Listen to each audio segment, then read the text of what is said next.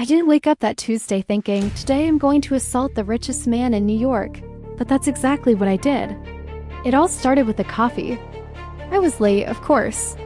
The subway stopped between stations, my heel broke in the middle of Lexington Avenue, and my boss had already sent 3 passive-aggressive messages. I walked into the coffee shop determined to survive on caffeine and mild hatred. That's when he appeared, flawless dark suit. A watch that probably cost more than my annual rent. The posture of someone who has never heard the word no in their life. And he just cut the line. Without looking at anyone, without apologizing. Soulless, I, already at the limit of my emotional stability, touched his shoulder. The line starts back there. He turned slowly. Those gray eyes analyzed my crooked heel, my worn-out bag, my inflamed mood. I'm in a hurry. The voice was deep. Annoyingly calm, and we're here playing camping? He sighed. You don't know who I am. Mistake number 1, I laughed. And you don't know who I am? He raised an eyebrow as if facing a curious social experiment. I'm Alexander Beaumont. Silence in the coffee shop. Someone dropped a cup because everyone in New York knew who Alexander Beaumont was.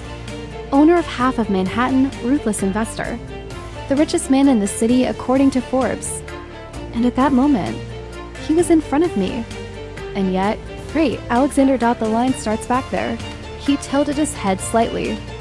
Are you challenging me? No, I'm educating you. He took half a step forward. Too close.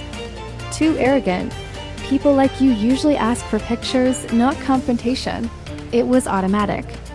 My hand went up. Slap. The slap echoed throughout the entire coffee shop. Absolute silence. The richest man in New York with the mark of my hand on his face. I didn't plan. I just assaulted the richest man in the city. And that's where my life went off the rails. Because he didn't scream. He didn't threaten. He didn't call security. He smiled, a slow smile. Dangerous. Interesting, he murmured. And in that instant, I realized I might have just started a war. If you think assaulting the richest man in New York is embarrassing, try finding out 3 hours later that he bought the company where you work. I walked into the general meeting and there he was, Alexander Beaumont, with the faint pink shadow of my handprint on his left cheek. He announced the acquisition and then my name appeared on a slide. My role was being re-evaluated. After the meeting, I confronted him. Is this revenge? He turned slowly. Do you really believe I conduct billion-dollar business based on personal revenge? You just fired me 3 hours after I slapped you. Correction, he murmured, stepping closer. I restructured an entire department. He almost smiled. You're always like this? Combative?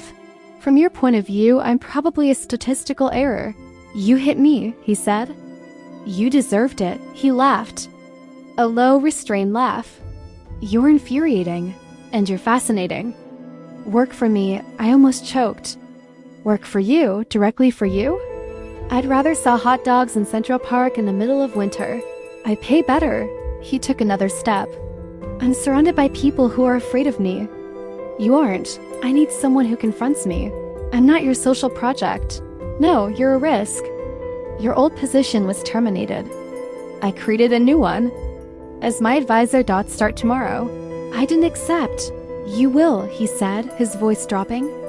Because you hate injustice. And from in here, you can prevent some. He knew exactly where to push. The man who could ruin my life with a phone call. I won't go easy on you. I hope not. And what if I hit you again? He tilted his face slightly.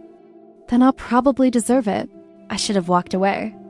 Should have said no. Should have run. But instead I said, 8 in the morning is inhumane. 7:30, you're a monster. 7:40, I sighed. You're going to regret this. He looked at me with something different in his eyes. Not arrogance, not power. Interest. I'm already looking forward to it. I thought I was prepared for anything. For tense meetings, for aggressive investors. But I wasn't prepared to see Alexander Beaumont fall apart. It happened on a Thursday night. The press dug up an old company decision, a real estate project that had forced dozens of families from their homes. His name was on every portal.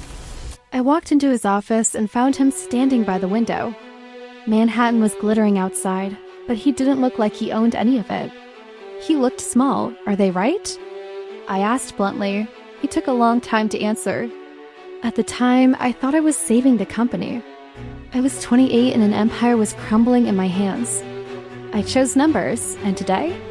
I whispered. He closed his eyes. Today, I know their names. That broke me. He turned to me, and for the first time since the slap, I saw fear. If you leave now, he said, I'll understand. He was giving me an out. I walked slowly towards him. Do you think I stayed because you're rich? I stayed because you listen when I yell at you. Because you've started visiting the places you used to only see in reports. His voice cracked. I'm trying to fix it. I know. I don't know how to do this, right? Love? I asked, almost smiling through tears. He took a deep breath. Being enough. Without the money, that destroyed me. Because the man who had everything didn't believe he could be loved without his empire. I touched his face, the same hand that left a red mark months before. I slapped you because you cut in line, I murmured. But I stayed because you learned to go to the back of it. A tear rolled down his cheek. I never thought I'd see that. The richest man in New York, crying. Not for money, but for fear of losing someone. I don't know how to make pretty promises, he said. Then don't. I don't know how to be light. Learn. He let out a weak laugh mixed with a sob. You're the only person who never wanted anything from me. Oh, but I did. He looked at me surprised. What? Respect? Truth.choice. I rested my forehead against his. And you gave them to me. The city continued to pulse outside. But in there, it was just us. I'm not the richest man in New York right now, he said. No, not if you leave. I smiled, crying. Then you'd better keep me around. He laughed through his tears and pulled me close. It wasn't a movie kiss. It was better, it was desperate. It was sincere, it was as if two prides had finally given up fighting. And in that hug, I understood something. I didn't assault the richest man in New York. I woke up the loneliest man in New York. Months later, he created a fund to rebuild homes affected by old projects. He visited every family personally. Not for a photo op. To listen. And I was by his side. Not as an employee, but as a choice. Sometimes when we pass by the same coffee shop where it all started, he looks at me and says, Still think I should have gone to the back of the line?